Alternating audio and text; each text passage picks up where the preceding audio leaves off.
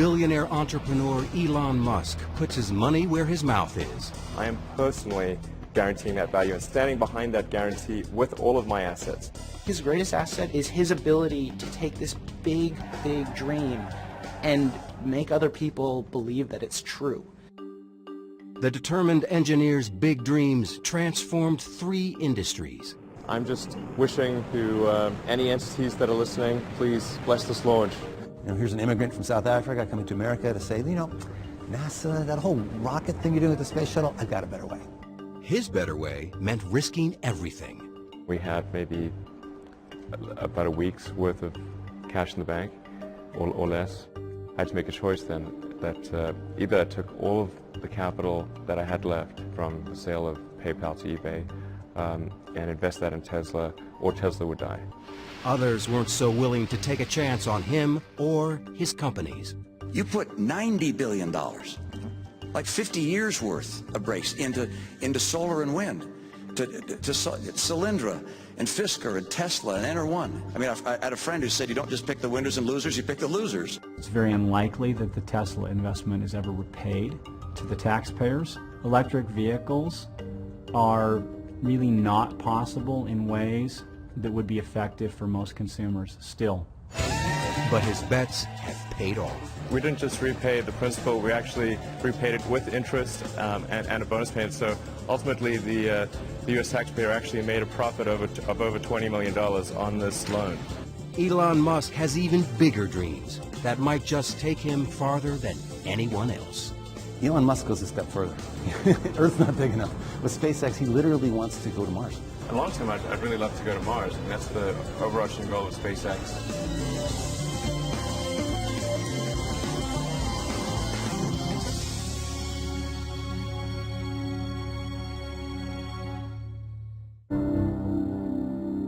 When I was a little kid, I was really scared of the dark. But then I sort of came to understand, okay, well, dark just means really the absence of photons in the visible wavelength, 400 to 700 nanometers. It's hard to believe that entrepreneur Elon Musk was ever afraid of anything. And Elon said, darkness is merely the absence of light. Then I thought, well, it's really silly to be afraid of a lack of photons. Then I wasn't afraid of the dark anymore after that. Once one of the kids said to him, look at the moon, it's 1 billion miles away. And he said, well, no, it's actually under 250,000 miles away. And they said, oh, Elon! Entrepreneur Elon Musk has spent his life proving people wrong. Growing up in South Africa, Musk was the oldest of 3 children and started school a year early. His father was an engineer. His mother, May, was a model and nutritionist. He was the youngest, he made about 2 days, and the shortest, and then he was this brilliant boy, and so people didn't really like him. So I was this little bookwormy kid and probably a bit of a smart aleck, so this is a recipe for disaster. Not that he told me much about it, but he was picked on quite a bit. So I just read a lot of books and tried to stay out of people's way during school. And so his social life was much less than my other 2 kids, and that's a typical nerd. I read all the comics I could buy or that they'd let me read at the bookstore before chasing me away. I read everything I could get my hands on from when I woke up to when I went to sleep. At one point I really ran out of books and started reading the encyclopedia. And he has a photographic memory, so he could remember everything. Anytime I had a question, my daughter Tosca would say, call Genius Boy. His brother, Kimball Musk. When Elon was 10 years old, he got tested by IBM, and he was found to have one of the highest aptitudes they'd ever seen for computer programming. I tried taking some computer classes, but I was way ahead of the teacher, so it didn't really help. So I started programming a space game called Blastar. Musk, already thinking like an entrepreneur, figured out how to sell his game. And I don't think they realized I was 12. We decided we were going to open an arcade out near our high school. We were big into video games. We figured that it was going to be a huge hit. We got a lease on a building. We got the arcade provider to deliver the equipment. And the only thing we needed to do by the end of it was get the city to approve what we were doing. But an adult had to apply for a city permit, and they hadn't told their parents what they were up to. And of course, they told us we were not going to be opening up an arcade. Max Chafkin is a technology and business journalist who has profiled Elon Musk several times. Really, the most amazing thing about his childhood is his escape from South Africa. I remember thinking and saying that America is where great things are possible, more than any other country in the world. It's a little cliche, but it's true. America is the land of opportunity. By moving, Musk would also avoid mandatory service in South Africa's army. Growing up in apartheid South Africa was pretty surreal. I mean, we didn't support that government, we didn't believe in it. And so the idea of actually going to the military service was really out of the question.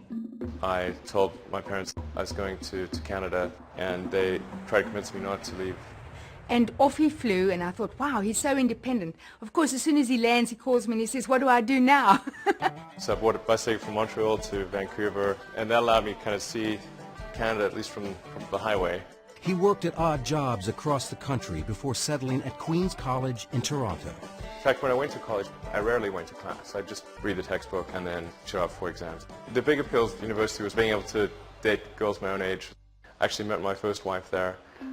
Musk got an engineering and business degree from the University of Pennsylvania and a scholarship to go to Stanford.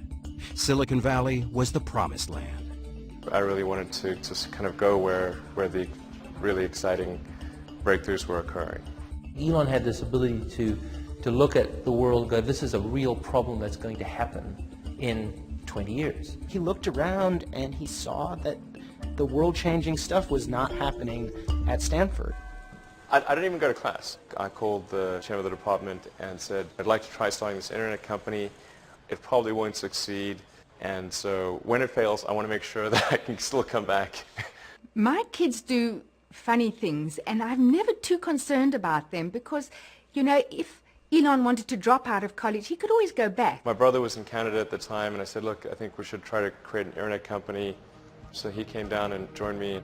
He had, $2,000, no friends, barely enough money for an apartment. I think he told me he was showering at the gym because they didn't have a shower where he was living.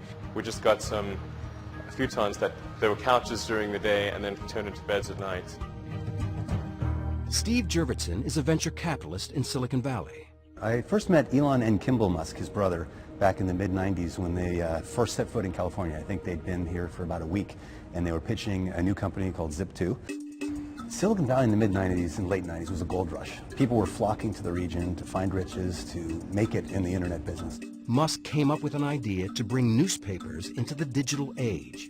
He took a CD-ROM Yellow Pages, some mapping software, wrote a little code, and put it all together to create the first online city listings. Elon was more the business mastermind, I was more the sales guy. I still had my core programming skills, so I was able to write the software needed for the first company. Now, when Elon was starting Zip2, keep in mind, the internet was just a couple of years old. Most local businesses were not on the internet. And the way you found a local business was you opened up the Yellow Pages. The thought was the media companies, like the newspapers, are going to need help coming online and building lots of functionality into their websites. We had someone literally throw a Yellow Pages book at us and tell us, do you think you'll ever replace this? And we thought the guy was crazy. Because not only were we going to replace this, but that's not where it ended. It would keep going from there. It wasn't long before media companies across the country were signing up. And so we were able to get as investors and customers the New York Times Company, Hearst, Knight Ridder, and a number of other companies. In 1999, the Alta Vista division of Compaq bought Zip2 for $307 million in cash and $34 million in stock options. Musk was just 28 years old. I thought, that's crazy. Why would somebody pay such a huge amount of money for this little company that we have? It actually obviously turned out very well for them financially, so they knew a lot more about it than I did. When the kids sold Zip2, it was the most exciting day. We couldn't believe it because you don't know in the internet world if you're going to, make $1 million or die tomorrow.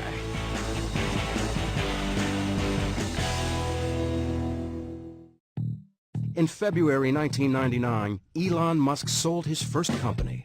At 28, he joined the ranks of Silicon Valley millionaires. Zip2 was acquired by Compaq for a little over $300 million, and I made, I think, about $21 or $22 million as a result of that, which was a phenomenal amount of money for me. It was obviously a financial windfall. It was super fun to go out and buy some cool toys. There is, gentlemen, the fastest car in the world. One of his first things to do is go out and get a big sports car. He comes from a family that really enjoys racing in vehicles, and he got one of the highest performance cars money could buy at the time. It was a McLaren F1. And proceeded to enjoy that around the Bay Area, let's say, with a number of adventures and risk-taking moves with his driving. While I'm sure it felt, wonderful to have all this money and to have people recognizing success, I think he was also frustrated that this company hadn't become as great as he wanted it to be. It hadn't changed the world. It had just slightly altered the course of newspaper history, which I think from his point of view is, kind of a piddling accomplishment. So I certainly had the choice at that point of retiring and buying an island somewhere and sipping Mai Tais, but that was not of interest to me at all. There really wasn't a choice of we weren't going to do anything. It was just really what we were going to do next. In Elon's case in particular, it was really just a stepping stone. The goal in doing my second internet company was to create something that would have a profound effect. And it seems to me that the financial sector had not seen a lot of innovation on the internet. And money is really just an entry in a database. And it's low bandwidth. It seems like it's something that should lend itself to innovation. He was very rich. I mean, just more money than most people could dream. And he took almost no time in between that sale and starting the company that became PayPal. Musk's new company created something we take for granted today. It changed the way the world buys things, the way money is transferred from one person to another. At the time, transactions were very slow. People would have to mail checks to each other, so it could take weeks just to complete a single transaction. With his windfall from the sale of Zip2, Musk quickly turned around and founded X.com to make electronic cash transfers possible. But his new company collided with a rival mobile payment company called Confinity. And they were really competing against each other, and the real enemy at the end of the day was eBay. We combined our efforts in order to compete effectively against eBay's built-in system. They called the new company PayPal. When he looked at PayPal, his goal was not to create a place you could do person-to-person payments. His goal was to transform the financial industry. We're able to become the leading payment system in the world, and then eBay finally threw in the towel and acquired PayPal in early 2002. Musk and his partners sold PayPal for $1.5 billion. Musk was the largest shareholder and walked away with $180 million. He was 30 years old.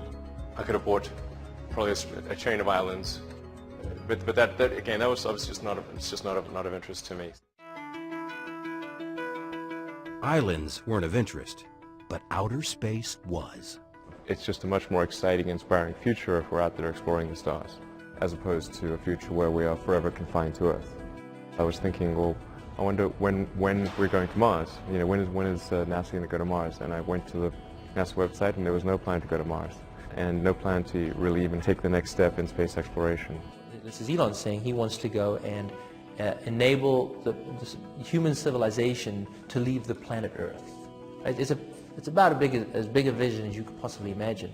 And that's going to require funds, and he has enough funds to go do it, so he's going to go do it. Musk had the outrageous idea that private enterprise could actually re-energize space travel. And in June 2002, he founded Space Exploration Technologies, or SpaceX. Elon was the only funder of the company for its early years.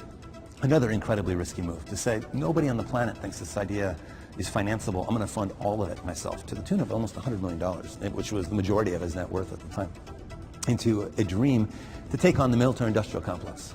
Here's an immigrant from South Africa coming to America to say, NASA, that whole rocket thing you're doing with the space shuttle, I've got a better way. I actually traveled to Russia 3 times to look at buying a refurbished ICBM without the nuke.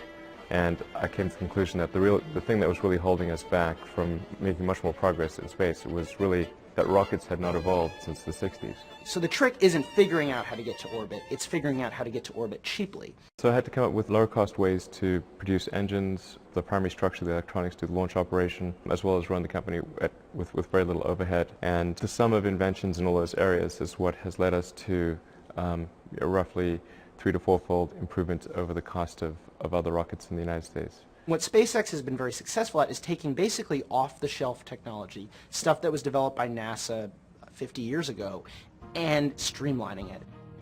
So in that way, he's kind of the Henry Ford of space, because Henry Ford didn't invent the automobile. He just figured out how to make the automobile, commercially viable. Musk was more than just an entrepreneur.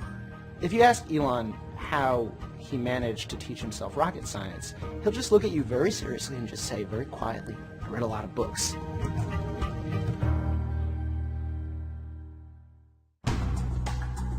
"32-year-old Elon Musk had his next big idea at his family's annual visit to Burning Man, the counterculture desert happening.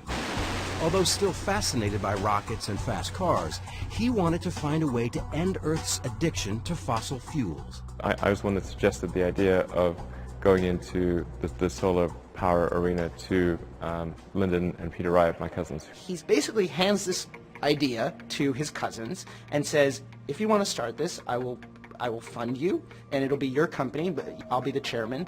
And they say, "Okay," and it works almost perfectly. What they've figured out is that if you sort of do 100 things 10% better in the area of solar cell installation for homeowners, you can dramatically consolidate an industry that's currently a bunch of mom and pop shops. So what Solar City did was they said, how about no money down? You want solar cells? We'll just put them in. You don't pay a cent. Right? It's like leasing a car, but even better. Solar City started in 5 western states and soon grew into the largest solar service provider in the U.S. The solar cells keep going. Solar City then owns those at the end of the lease. So it's a fascinating business model where in the long term they may become the largest energy generator in America off all of these rooftops. But renewable energy was just one part of a much bigger goal. Musk had a more ambitious plan for a sustainable future. He had this idea that he wanted to make electric cars, help humanity get off fossil fuels. And so Solar City is about sustainable energy creation, whereas Tesla is about sustainable energy consumption. In April 2004, Musk helped launch Tesla with $6.3 million of his own money. It was the first auto industry startup in decades, and the only one born in Silicon Valley. And it's really pretty simple. It's, make a high-priced car at low volume, because that's essentially the only thing we could afford to do. And then step 2 is a medium-priced car at medium volumes, and step 3 is a low-priced car at high volumes. Tesla's plan was to introduce a high-end, high-performance product to first attract outliers, then make an affordable car for the masses. Tesla's co-founder and first CEO, Martin Eberhard. We expect to change the way people think about electric cars with this car, and that we hope to open the market for us to sell other electric cars. But we also know that if you start off by saying, let's first change human nature and make everybody drive crummy little cars, that doesn't work. So instead, let's build a car that people want to drive. Let's build a car that's hot and desirable and beautiful, and convince people that driving an electric car is not a compromise. This idea of actually going in and putting it in a high-end car and breaking the mold of what an electric car was exciting. This is no longer going to be a golf cart. This is going to be a Ferrari. Any cops watching? Nope. Coast is clear. When we first saw Tesla, it had a good explanation for how they get to market without having to spend exorbitant amount of money, how they would create a brand and an object of desire in consumers, and each part of the story clicked together. He talked about Silicon Valley smarts being able to show Detroit how to do something that Detroit didn't think was possible. It's batteries, it's drive electronics, it's electric motors. Those are skills that are present in Silicon Valley and not present in Detroit. Tesla's revolutionary technology for the Roadster started with a computer battery as the power source for the automobile. J.B. Strawbell, Tesla's chief technology officer, was the main designer of the electric powertrain. For the first time, it was possible to drive over 200 miles and have performance that was directly competitive with what a gasoline car could do. And Tesla was the first company to take those principles and put that into practice and try it. California Governor Schwarzenegger showed up for the Roadster's 2006 coming out party. I test drove this one. It's hot. He bought one. So did Leonardo DiCaprio and George Clooney. But could Musk sell regular customers on his idea? At that time, there was very little activity in the auto industry in electric vehicles. We were in the age of the large SUV. So it was a little unusual to hear about this company in California that was planning to come to market with a high-end all-electric sports car. We were very passionate about trying to make sure that this car was going to just throw down the gauntlet on what the technology could do and really prove to the world that electric vehicles, could be incredibly fast and could have incredibly long range. There was kind of a sense of adventure, doing these things for the first time and doing it in a really scrappy way. We did some of the very first battery packs in my garage in Menlo Park before we actually were able to rent a real office.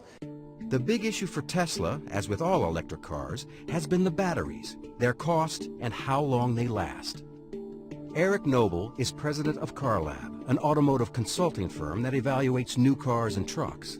American consumers are very ready for battery electric vehicles. Unfortunately, battery electric vehicles aren't ready for American consumers. The first results at Tesla seem to support this gloomy forecast. Tesla, when we first started out, the thought was simple and really, obviously, in retrospect, quite naive, which was to make use of some technology that we develop ourselves, but also some technology that we'd license from AC propulsion, put that together and create an electric sports car that would be compelling. So, let's see, where did that fall apart? It fell apart when the team told Musk that the projected cost had skyrocketed from $65,000 to $140,000. As the problems mounted, Musk faced a do-or-die decision at Tesla. He would have to choose between investing his PayPal payoff or let his new company collapse. And Elon was looking at this and saying, the dream is still there, but oh my gosh, what have I got? I've got to get this under control.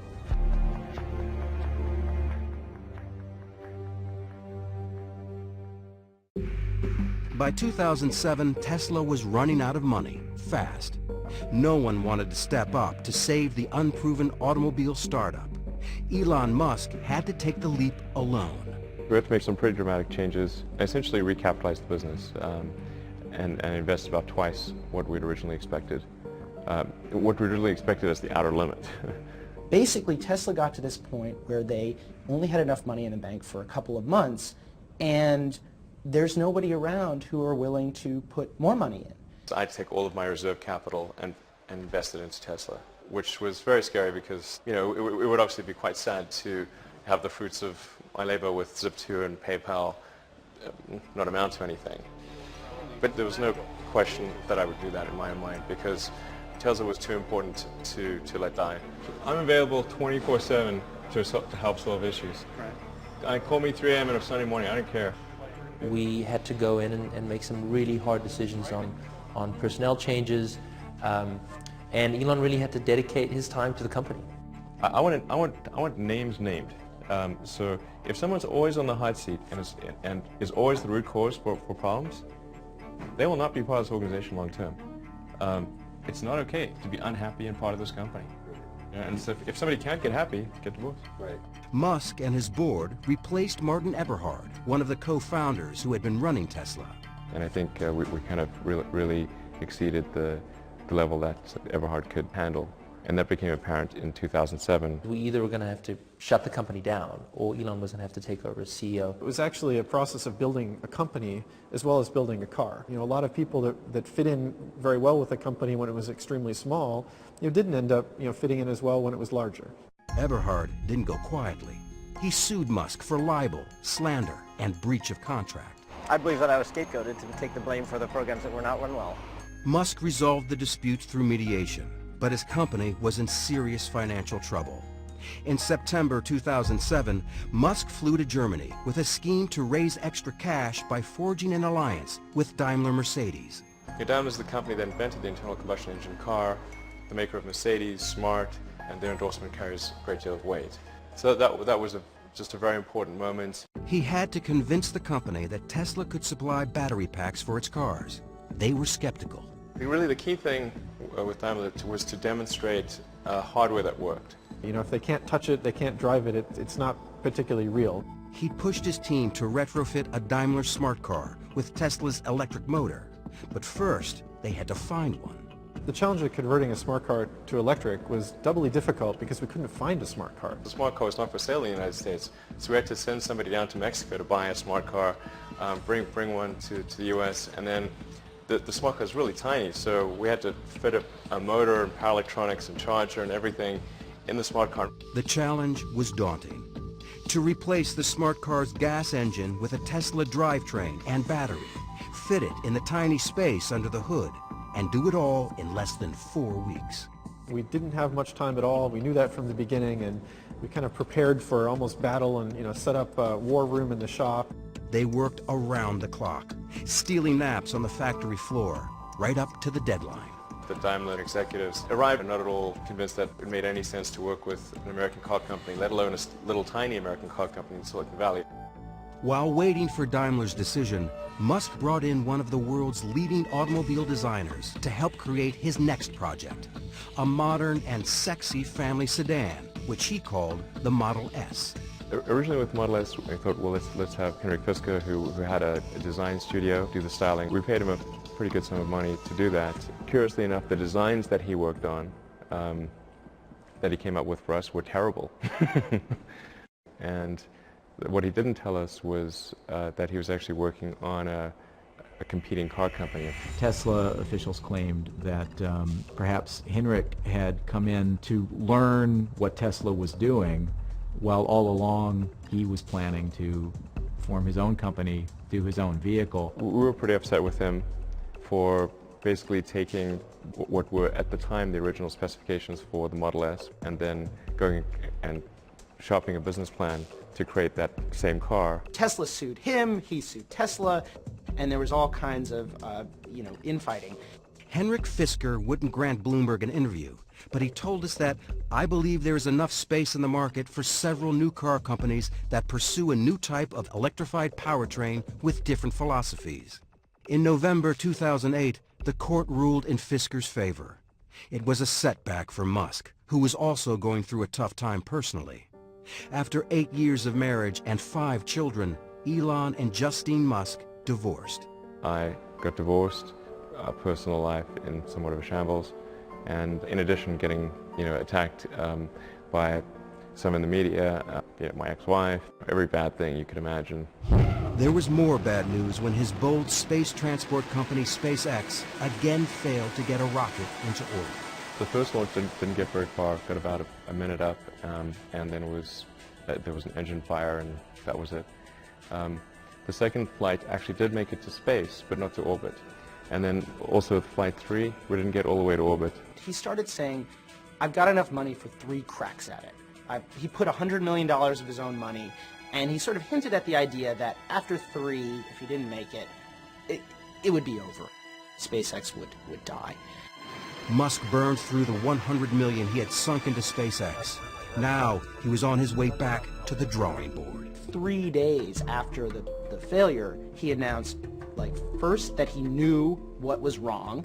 He announced that they'd raise money to finance a 4th launch, and the 4th launch was going to happen in a matter of months, which in the rocket industry was a crazy announcement. We were able to solve the problems, and then just as we'd solved those problems, we ran smack into the worst economic recession since the Great Depression. It's been one of the darkest days on Wall Street in recent memory. Stock markets falling the most since 9/11, the Dow off more than 500 points. This is what financial Armageddon looks like. Red screens that scream sell, sell, sell.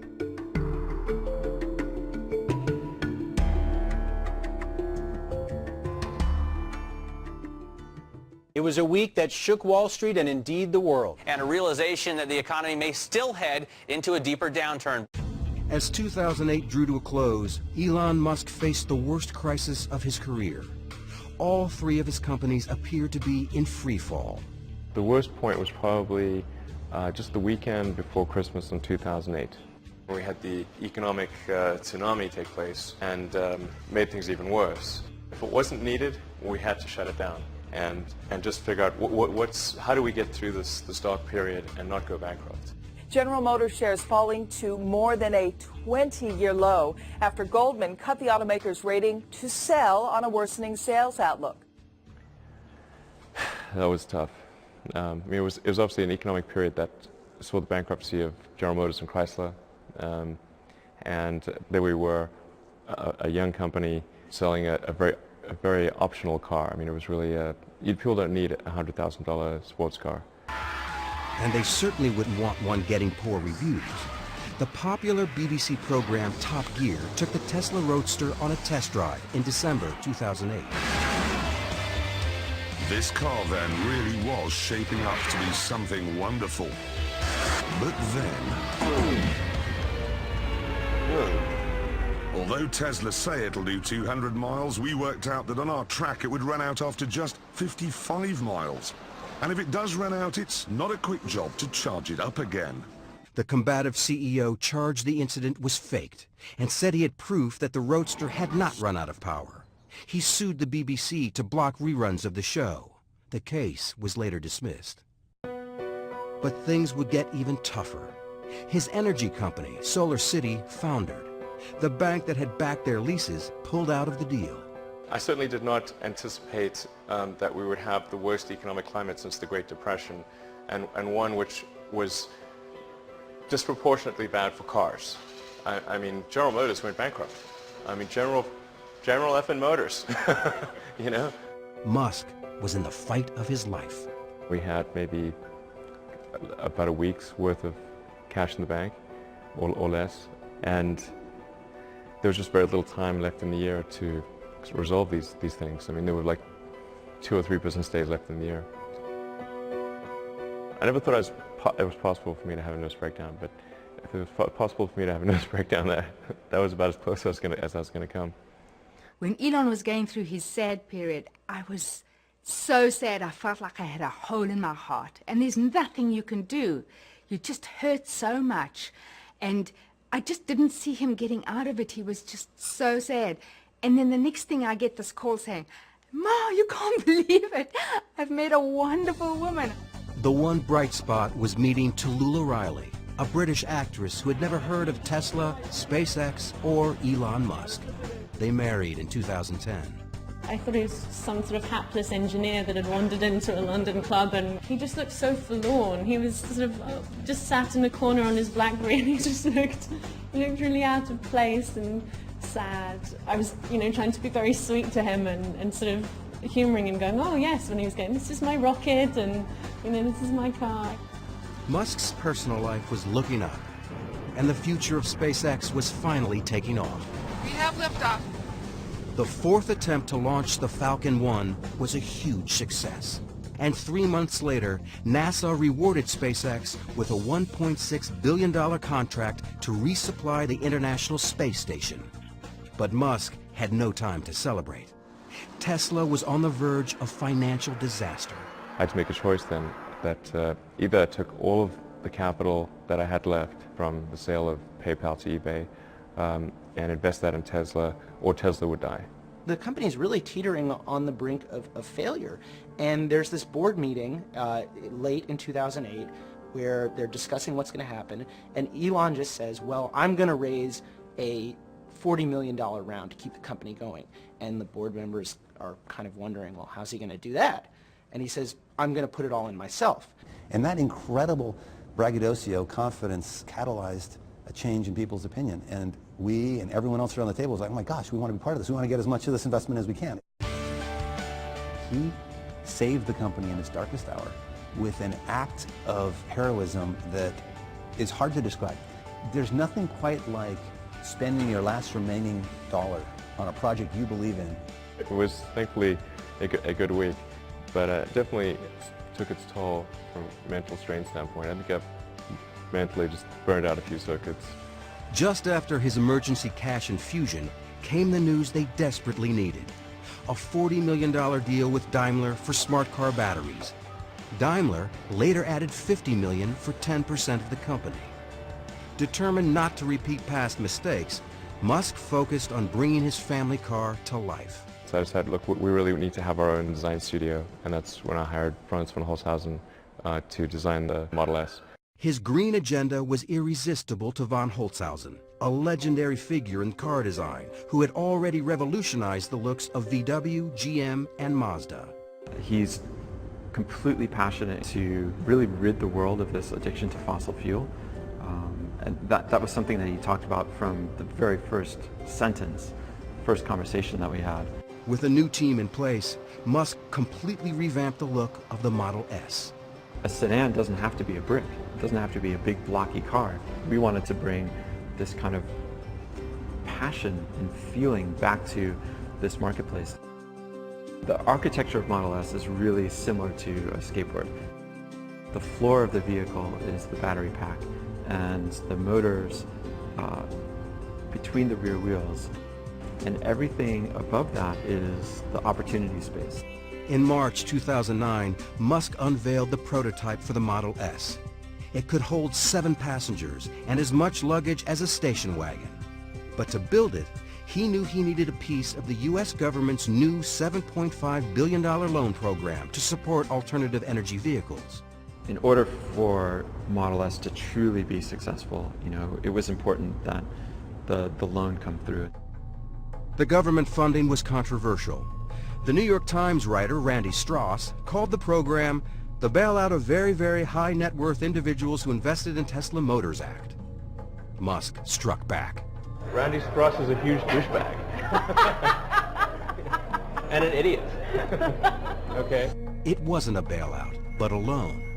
The Obama administration agreed to lend Tesla $465 million to mass produce the Model S, a move that astounded many in the industry. It's very unlikely that the Tesla investment is ever repaid to the taxpayers. Electric vehicles are really not possible in ways that would be effective for most consumers still. This is just the religion of electric vehicles, and like Jonestown, that religion will come to an end. There are most certainly people who want to see Tesla fail because it is an attack on the mainstream car industry. Of course, the biggest impact that Tesla will have is not the cars that we make ourselves, but the fact that we show that you can make compelling electric cars that people really want to buy. The government loan came with a challenging condition. To get the money, he had to first find a place to build his electric car.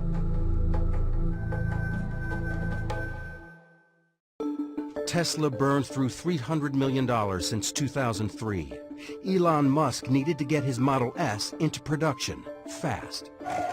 Ever the risk taker, he took another giant gamble, purchasing a plant in Fremont, California, abandoned by Toyota. The dream factory location for Tesla was always the NUMMI factory, which was a 50% Toyota, 50% General Motors factory. It's one of the biggest car plants in the world. It's a great location close to Tesla headquarters. The reality is, for very little money, Toyota got an albatross off its books. From an industry perspective, it looked incredibly savvy on Toyota's part and incredibly naive on Tesla's part. Car factories are big pieces of sunk capital. To retool a factory takes a tremendous incremental investment. The acquisition released the government funds to begin production.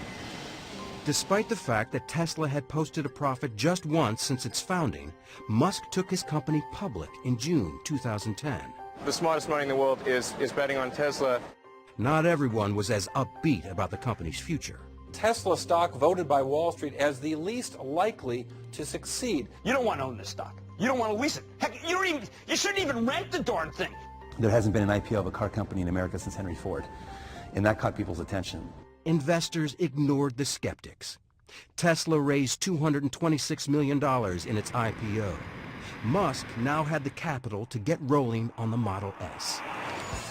You just saw on his face this sort of just elation and this feeling like all of this suffering is worth it, and it's real now. 3, 2, 1. Stage 1. Lift off. Falcon 9 has cleared the towers. In 2010, after winning the $1.6 billion contract from NASA, SpaceX became the first private company to successfully launch and return a spacecraft from orbit. So SpaceX was the first purely commercial ground-up development to reach orbit. The first successful launch at SpaceX was an incredibly emotional time. Falcon 9 Stage 2 and the Dragon capsule are now in orbit around the Earth. I'm just wishing to any entities that are listening, please bless this launch. 3, 2, 1. And 2 years later, in May 2012, it made history as the first privately held company to send a cargo payload to the International Space Station. Back on Earth, the long-awaited launch of Tesla's new sedan was also taking off. It's time to start delivering Model S! The Model S started rolling off the production line, although questions about range and service remained. Let them go! Not everyone was cheering. In a 2012 presidential debate, Republican candidate Mitt Romney blasted President Obama for the government loan to Tesla, lumping Tesla in with other financially troubled green companies. You put $90 billion, like 50 years worth of breaks into solar and wind, to Solyndra and Fisker and Tesla and Enter1. I mean, I had a friend who said you don't just pick the winners and losers, you pick the losers. But Tesla was no loser in the eyes of the automotive industry. The Model S was the first electric sedan to win Motor Trend's Car of the Year. Musk didn't have much time to celebrate. A few months later, the New York Times delivered a devastating review of the Model S. It reported the battery died on its test drive from Washington to Boston and published an image no CEO would want. There was this sad shot of our car on a flatbed, as though that was the only outcome possible for such a drive. And that's just not true. Musk went on the offensive. And lots of people said, oh, you know, it doesn't matter if you're right or wrong, you don't battle the New York Times.